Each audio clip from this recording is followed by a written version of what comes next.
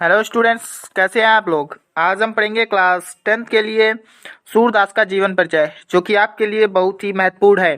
तो इसको पढ़िएगा और हमको ये भी बताएंगे कि लिखने का सही तरीका क्या है एग्जाम में, क्योंकि अक्सर जो जीवन परिचय होते हैं और निबंध, इनमें नंबर जो है फुल बहुत कम लोगों को मिलते हैं, क्योंकि बच्चे सही तरीके से लिख नहीं पाते हैं। इसलिए तो वीडियो को पूरा देखिएगा। अगर आप चैनल पे नए हो तो चैनल को सब्सक्राइब कर लीजिएगा, क्योंकि इस चैनल पर क्लास 10th और 12th की हिंदी पढ़ाई जाती है। तो सब इसको लिखने का सही तरीका क्या है वो देख लेते हैं। सबसे पहले आप लिखेंगे जन्म, कि इनका जन्म कब हुआ, जन्म स्थान, जन्म कहाँ हुआ, पिता, मृत्यु, गुरु कौन थे। ये चीजें देखिएगा जीवन परिचय में मोस्ट इम्पॉर्टेंट होती हैं।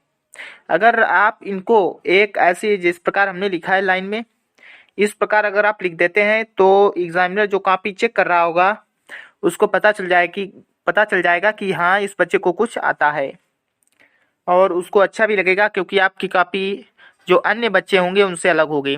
तो सबसे पहले आप लिखेंगे जन्म, सन 1478 ईस्वी में इनका जन्म हुआ। जन्म स्थान, जन्म कहाँ हुआ, रुनकता गांव, आगरा में इनका जन्म हुआ।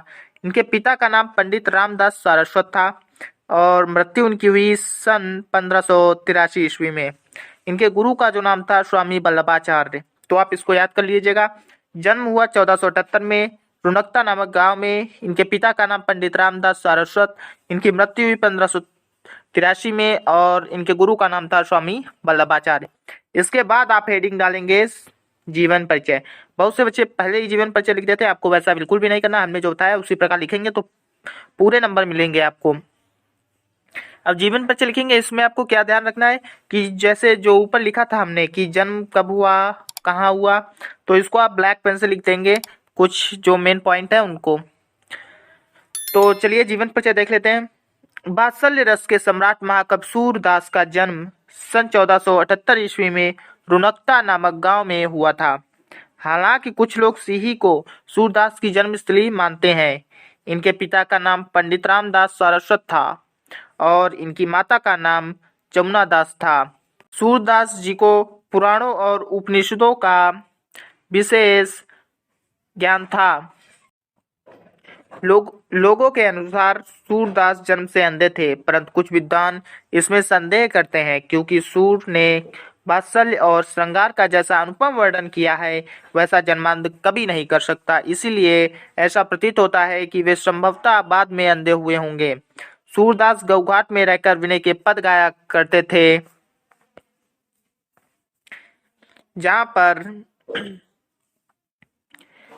पर वल्लभाचार्य से इनकी भेंट हो गई।